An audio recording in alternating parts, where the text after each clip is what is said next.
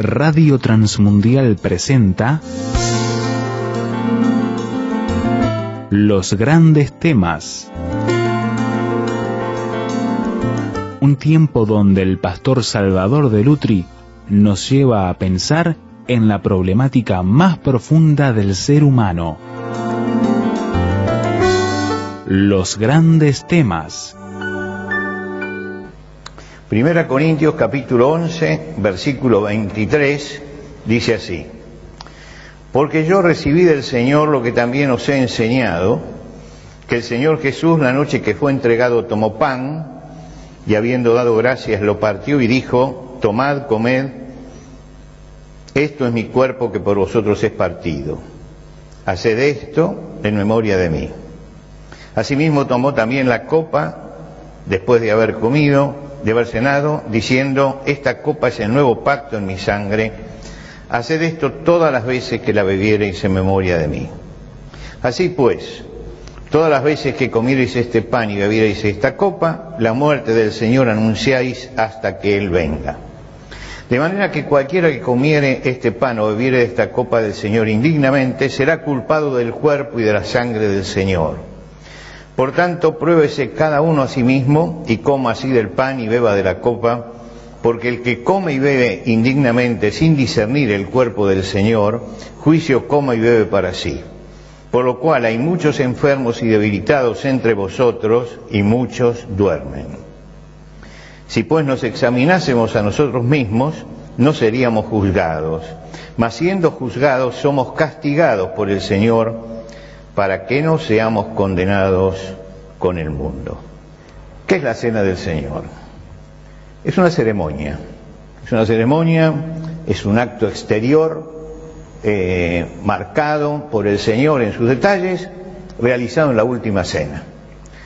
Si ustedes leen los evangelios, ahí está la descripción de lo que el Señor hizo. Y cuando leemos aquí, en Primera Corintios, el apóstol lo único que hace es, en la primera parte, relatar lo que dicen los evangelios.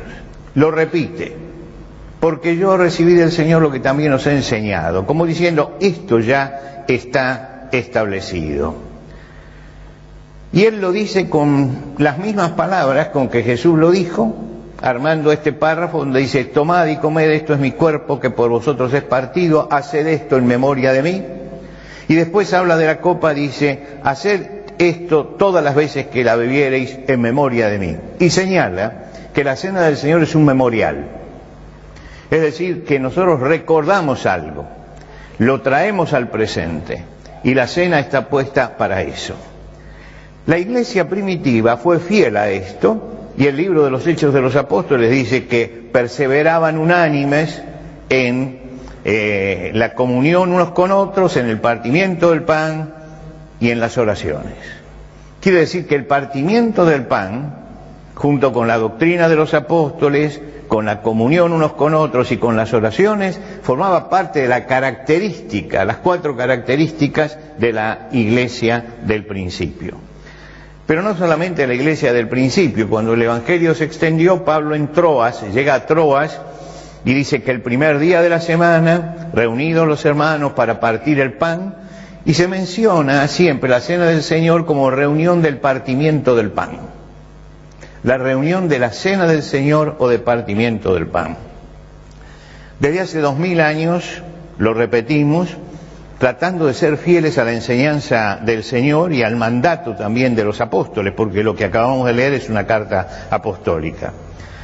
Ahora, cuando leemos el Antiguo Testamento, también Dios al pueblo de Israel le puso una cantidad de ceremonias, mucho más que las de la iglesia. Tenían fiestas fijas, y las fiestas fijas no eran para ellos feriados, no eran días de descanso, eran días donde había que cumplir con un protocolo ya marcado por Dios y establecido en la ley.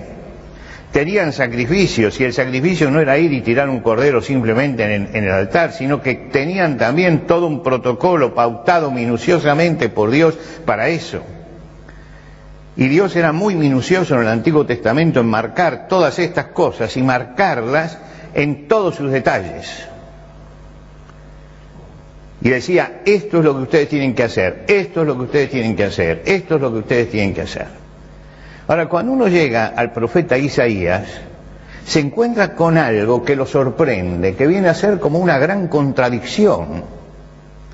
Porque el mismo Dios que dijo que había que hacer estas cosas, dice: no me traigas más vana ofrenda, el incienso me es abominación, luna nueva y días de reposo, el convocar asambleas no lo puedo sufrir, son iniquidad vuestras fiestas solemnes. Vuestras lunas nuevas y vuestras fiestas solemnes las tiene aborrecida mi alma, no me son gravosas, cansado estoy de soportarlas. Y usted dice, pero es el mismo Dios que dijo allí que las hiciéramos. ¿Qué es lo que pasa que ahora me dice, yo no los aguanto más, no aguanto más estas fiestas, no aguanto todo lo que ustedes están haciendo? Aparentemente Dios tiene en este pasaje, aparentemente tiene como un desprecio a la parte ceremonial, ¿no? Todo lo que él había establecido no era un invento del pueblo, no es que él está sacando algo que el pueblo inventó, él dice que lo tiene harto, que ellos cumplan con eso que él había mandado. Pero no es que el Señor esté despreciando de ninguna manera la parte ceremonial. Habían olvidado algo importante en el pacto, y es que hay una parte ritual o ceremonial, por un lado, pero hay una parte ética y espiritual por el otro. Y realmente si esa parte ética y espiritual no se cumple, esto es totalmente vacío. Entonces Dios dice, me tienen harto con esto, porque ustedes hacen y viven como quieren y después vienen y hacen el sacrificio y hacen la fiesta, me tienen harto. Es decir, este cansancio de Dios no es porque ellos fallen en la ceremonia, pero si no hay justicia en la vida, la ceremonia no tiene sentido. Entonces hacían una cantidad de actos huecos, sin sentido, sin contenido. Hay que entender que las ceremonias no son un fin en sí mismo, tienen validez cuando vienen acompañadas de los principios que Dios ha establecido. Vamos a tomar este pasaje de Isaías y lo traemos a nuestra realidad. Y vamos a hacer lo que el Señor hizo. Y vamos a tratar de ser fieles a lo que el Señor hizo. Ahora, Dios podría decirnos, y me refiero o actualizo el pasaje de Isaías, no celebre más la cena del Señor, no la soporto, la aborrezco, me tiene cansado. Es decir, Dios nos puede decir eso, porque se lo dijo a su pueblo, y nos puede decir eso también a nosotros. Ahora, el apóstol Pablo escribe este pasaje justamente porque puede pasar eso. Y él entonces le señala la clave por la cual esto puede superarse. Y es muy importante lo que después de la descripción, que es una descripción tal cual están en los evangelios, lo que él dice como comentario apostólico. De manera que cualquiera que comiere de este pan y bebiere de esta copa del Señor indignamente será culpado del cuerpo y de la sangre del Señor. Por tanto, pruébese cada uno a sí mismo y coma así del pan y beba de la copa. Es decir, ¿en qué está haciendo énfasis él? En que el estado espiritual de la persona es el que le da validez a la ceremonia y al acto. Yo escuché durante mi largo ministerio muchas discusiones acerca de la cena del Señor. Que si hay que poner un pan, hay que poner muchos pancitos, que si podemos hacer esto o lo otro. Si la copa tiene que ser una sola o tienen que ser 10 o 15 o 20 o los que sea. Si es todos los domingos o algunos. Si se puede celebrar en día de semana. Si se puede hacer otro día que no sea el domingo. Si es correcto hacerla por Zoom. Todo esto se ha discutido. Fíjense que todas estas discusiones es en la parte exterior. Todas estas discusiones en el fondo responden al estilo fariseo, que miraban la parte de afuera y no la parte de adentro. No se discute lo otro. A mí no me interesa que la cena se celebre con un pan o con dos panes o con el pan cortado o el vino o las copitas o que todos tomen de la misma copa. Lo que interesa acá es que la vida espiritual responda a eso que se está haciendo. Entonces la discusión no puede pasar por lo tangencial, porque si no nos volvemos fariseos. La discusión tiene que pasar por lo central. Y el apóstol Pablo, ¿qué está haciendo acá? Lo está haciendo pasar la discusión por lo central. La palabra de Dios nos convoca a examinarnos a nosotros mismos. Y dice, esta es la clave de la cena del Señor. No si hay un pan o dos panes, no si hay una copa o dos copas. El asunto es cómo está el estado espiritual al tomar de eso. Y yo digo que cada uno de nosotros sabe lo que significa un examen. Por lo menos cuando yo iba a la escuela secundaria, había una frase que nos hacía helar la sangre a todos. Y era la frase, saquen una hoja. Saquen una hoja. El profesor decía eso y se producía un silencio sepulcral. Todos se sentían muertos, porque había llegado el momento del examen y el momento de la prueba. Esto que leemos aquí es que Dios nos dice, saquen una hoja, saquen una hoja. La palabra de Dios nos convoca a un doble examen. Hay un doble examen. En primer lugar, Dios nos está observando y examinando a nosotros. Dios nos examina individualmente. Individualmente. Cuando ustedes van al libro de los jueces, Dios llama a un hombre que va a salvar a Israel, que es Gedeón. Está en un lagar moliendo trigo. Dios se acerca a Gedeón y le dice, el Señor está contigo, varón esforzado y valiente. ¿Cuál es la respuesta? La respuesta de Gedeón fue, Señor, si está con nosotros, ¿por qué nos ha sobrevenido todo esto? ¿Se dan cuenta ustedes que no entendió lo que Dios le dijo? Dios le habló a él. Él dijo, varón esforzado y valiente, el Señor está contigo. No dijo el Señor está con todo el pueblo, dijo está contigo. El Señor estaba con él, no estaba con todo lo demás. Por eso Dios lo llamaba y lo sacaba, porque era el hombre útil para hacer eso. Y él toma esto como si fuera algo general. Dice, no, pero si el Señor está con nosotros. No, yo no dije que estoy con el pueblo. Dije que Dios, que yo, el Señor, estoy contigo. Contigo. ¿Por qué? Porque yo examino a todo el pueblo y veo que tu corazón responde a lo que yo quiero.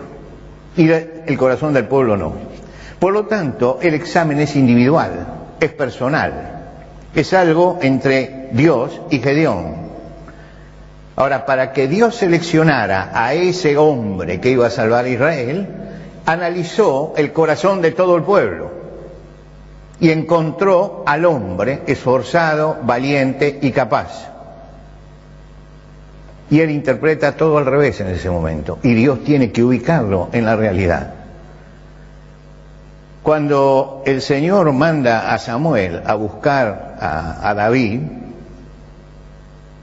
explica Samuel esto y dice, el Señor ha buscado un varón conforme a su corazón, al cual ha designado para que sea príncipe para su pueblo.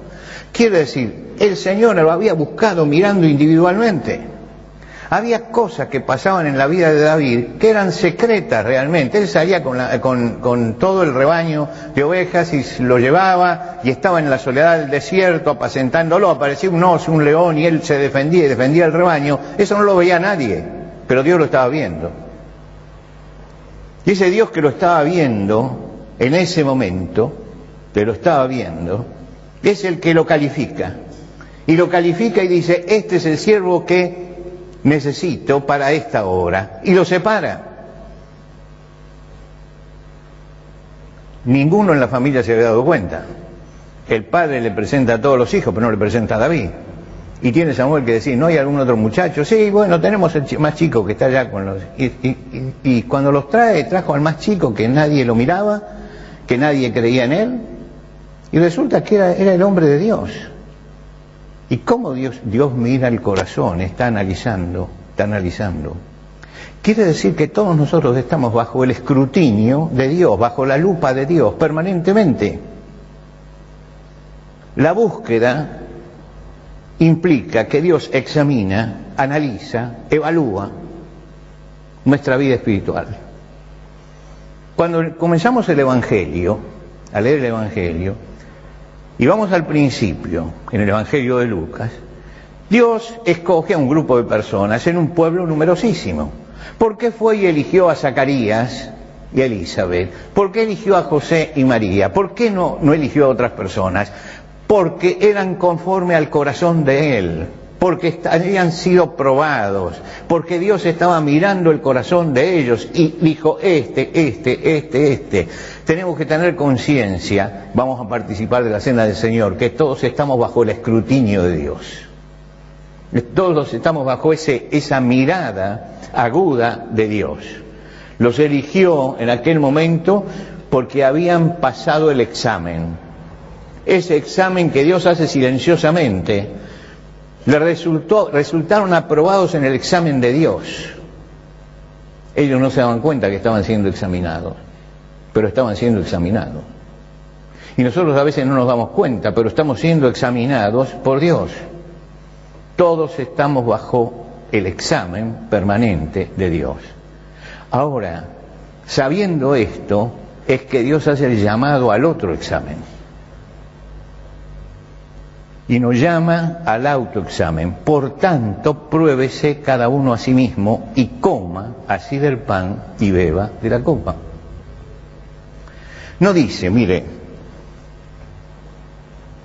pruébese cada uno a sí mismo. Y si no está en condiciones, el domingo no venga. No, dice, usted tiene que venir el domingo.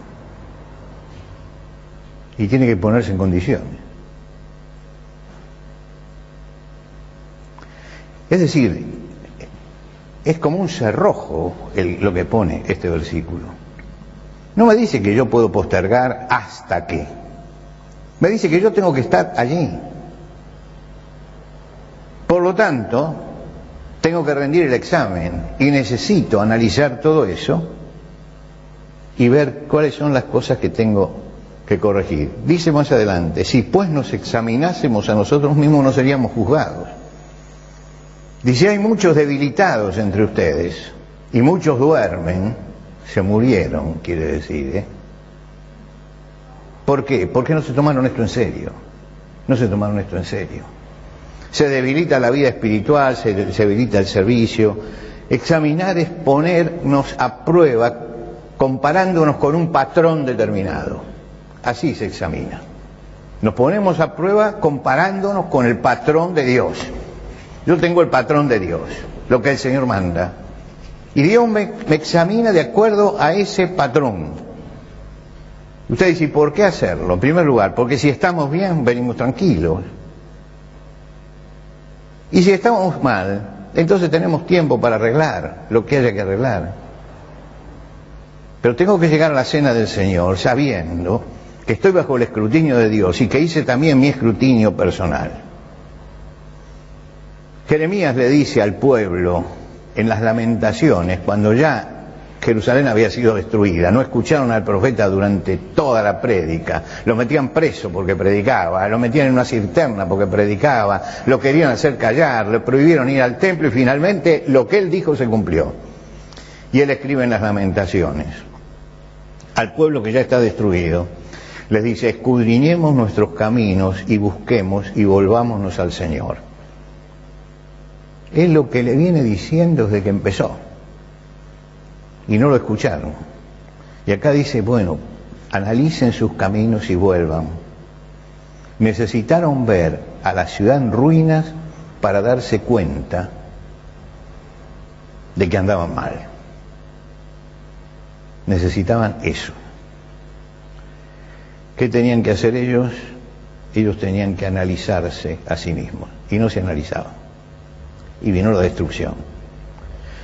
Y ahora tienen que empezar de vuelta a analizarse, pero desde la ruina. ¿Qué es analizarse? Es compararse con el patrón de Dios. Mirar a qué distancia estamos del Señor. ¿A qué distancia? No solo con los labios. Yo cuando una persona en una conversación me dice 3 veces el Señor, el Señor, el Señor, ya empiezo a desconfiar. Ya empiezo a desconfiar. Al Señor se lo vive, se lo muestra, no se lo anda nombrando a cada momento. Ahí es donde se ve al Señor, si es Señor. Entonces, el Señor cuando analiza, nos mira eso, y es lo que yo tengo que mirar. No solo lo que dicen los labios, sino el corazón. Y tomar decisiones espirituales. Acá no es un examen de conocimiento, ¿eh? El Señor dice, no, ¿qué es lo que conoces de doctrina? No, es esto. Es un análisis de vida. Es un examen de carácter moral. ¿Cómo estamos delante de Dios con respecto a la enseñanza que Dios ha dado? Medir la distancia entre lo que sabemos y lo que practicamos. Ese es el examen. La distancia que hay entre lo que yo sé y lo que estoy viviendo. A Dios le interesa la práctica. A Dios le interesa la práctica, no la teoría. Fíjense, Abraham era un hombre de fe, ¿no? Nadie puede dudar que era un hombre de fe. Si usted le hubiera dicho cuál es el credo de Abraham, Abraham tal vez no hubiera dicho el credo de los apóstoles, seguramente, pero hubiera dicho, creo en un Dios fiel que cumple sus promesas. Creo en un Dios de toda bondad. Creo. Le dijo Dios, vení, lleva a tu hijo, tu único, Isaac, a quien amas, y ponlo en el altar. Ahí vamos a ver si crees. Ahí vamos a ver si crees en la bondad de Dios. Es decir, Dios no está mirando lo que nosotros decimos y afirmamos, sino lo que nosotros vivimos. Pasa la prueba porque entre lo que sabe y dice y lo que practica no hay diferencia. ¿Para qué hacer este examen? Se preguntarán ustedes. ¿Para qué hacer este examen? Una psicóloga hace unos cuantos años dijo eso y lo dijo este fin de año también frente a la pandemia, la misma, mucho más vieja, pero dijo lo mismo.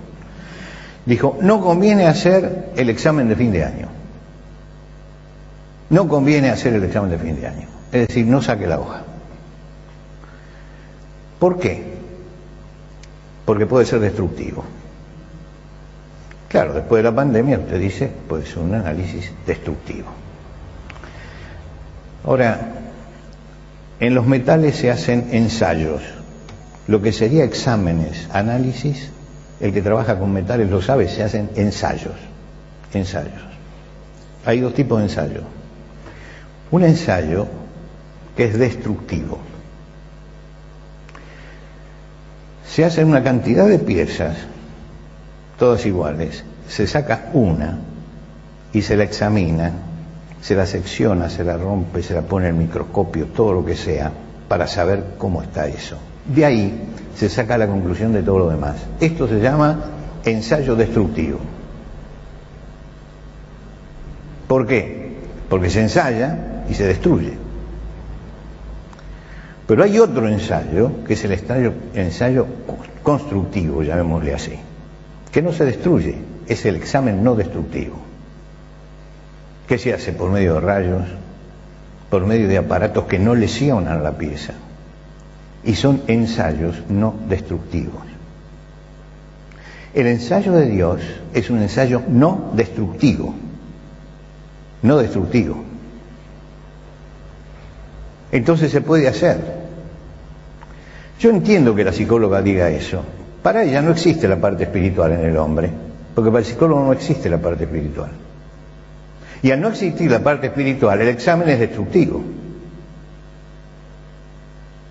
Pero para los que creemos y sabemos que Dios está ahí, el examen no es destructivo, porque siempre está la posibilidad de la corrección. Los análisis frente a Dios, sinceramente hechos, son siempre constructivos y no destructivos. Pablo le dice esto a los Corintios en la primera carta. En la segunda carta les vuelve a decir, examinaos a vosotros mismos si estáis en la fe. No dice si tenéis fe, no dice, sino si estáis en la fe. ¿Se da cuenta usted la diferencia? Una cosa es decir yo tengo fe y otra cosa es estar en los principios de la fe. Y él dice lo que hay que examinar no es si tengo fe o no tengo fe, sino si estoy en los principios de fe. Si estoy viviendo en esos principios. Examinaos a vosotros mismos si estáis en la fe. Probaos a vosotros mismos. O no os conocéis a vosotros mismos que Jesucristo está en vosotros, a menos que estéis reprobados. Si yo tengo al Señor, no tengo que tener ningún miedo a hacer este análisis, porque si el Señor está conmigo y yo estoy en la fe, estoy cumpliendo, el Señor me va a seguir ayudando. Y si no estoy, me voy a ubicar en la fe. Por eso el asunto no es medir cuánta fe tengo, sino si estoy ubicado donde debo estar ubicado en la fe. Escudriñemos nuestros caminos y busquemos y volvamos a Jehová. Levantemos nuestros corazones y nuestras manos al Dios de los cielos. Palabras de Jeremías. ¿Cómo se hace el examen? Levantemos nuestros corazones. Ustedes saben que los judíos, cuando adoraban a Dios, levantaban las manos. La oración judía es con las manos levantadas. El apóstol Pablo se refiere a eso cuando en la carta a Timoteo dice levantando manos limpias. Porque era una forma de decirle a Dios, estoy limpio. Pero acá Jeremías les dice, levantemos nuestros corazones primero, nuestro mundo interior. Primero tengo que levantar eso. Lo que pienso, lo que siento, lo que está dentro, eso es lo primero. Y después las manos, las obras, lo que hago. Lo que pienso, lo que siento y lo que hago. Todo eso dice hay que ponerlo delante de Dios. Escudriñemos nuestros caminos. ¿Qué es escudriñar nuestros caminos? Entonces digo lo que yo hago. No, espere. Primero lo que yo siento. Primero lo que yo pienso. Primero eso. Y después levantamos las manos. Levantar el corazón es poner delante de Dios los sentimientos más íntimos. Y levantar las manos es poner delante de Dios las obras visibles. En un momento de necesidad de bendición, el pueblo es convocado a esto. El pueblo de Israel es convocado a esto. A levantar estas dos cosas, que eran las dos cosas fundamentales. ¿Y por qué? En primer lugar, levanten el corazón porque es la única forma de ser bendecidos. Miren la ciudad, está en ruinas. Ya Dios dio su veredicto. Ahora, ¿queremos ser bendecidos? Empecemos por acá. Levantemos nuestros corazones y nuestras manos a Dios. Este es el primer paso para ser bendecidos. Le dejamos el camino abierto a Dios para bendecirnos. En el momento en que yo levanto todo eso y rectifico mis caminos. Y es la única manera de ser bendición. La única manera. Yo quiero ayudar al prójimo. Quiero ayudarlo. Lo explicó Jesús en el Sermón del Monte. Quiero ayudar a mi prójimo, ¿por qué? Porque tiene una paja en su ojo. El Señor dijo, si se la quieres sacar y quieres ser de bendición para él, primero tienes que sacar la viga que tienes en el tuyo. Y si no, no se la vas a poder sacar. Es decir, si yo quiero ser bendición, tengo que primero mirar lo mío y después ser bendición para otro. El apóstol Pablo dice a los tesalonicenses, así que si alguno se limpia de estas cosas, y acaba de hablar de pecados, será instrumento para honra, santificado, útil al Señor y dispuesto para toda buena obra. Es decir, este es el cristiano que Dios busca, que se ha limpiado de todas esas cosas y es instrumento para honra, santificado, es decir, separado del mal, útil al Señor y dispuesto a hacer toda buena obra. Uno puede decir que detrás de estas palabras Dios pone el sello y dice aprobado, aprobado. Si se ha limpiado de esas cosas, es un instrumento que honra al Señor, que ha sido separado del mal, que es útil al Señor y está dispuesto para toda buena obra. El Señor dice hoy domingo, nos dice a todos, a mí, a ustedes, saque una hoja. Qué tremendo, ¿no? Qué tremendo. No es solamente la ceremonia, no es solamente si hay kit o no hay kit. Lo que importa es cómo esté el corazón cuando yo vea allí el pan que se parte y la sangre derramada de Cristo y le diga al Señor realmente que yo soy digno de eso porque mi relación con Él es correcta, porque he arreglado todas mis cuentas hacia arriba, hacia el costado, y lo que voy a pregonar al partir el pan es lo que es la verdad de mi vida.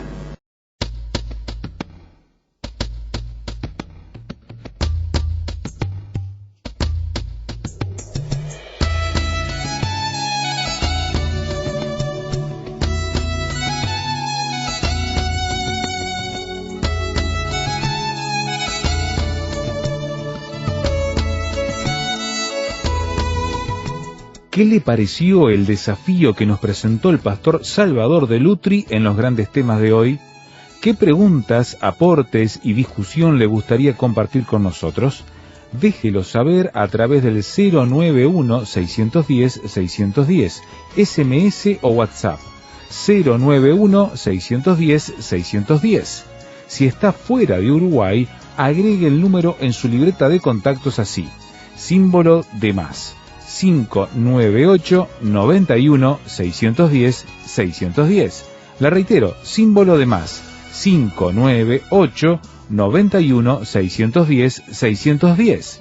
Encuéntrenos también en el sitio web tierrafirme.rtm.org para escuchar los audios de este y los demás grandes temas. Tierrafirme.rtm.org.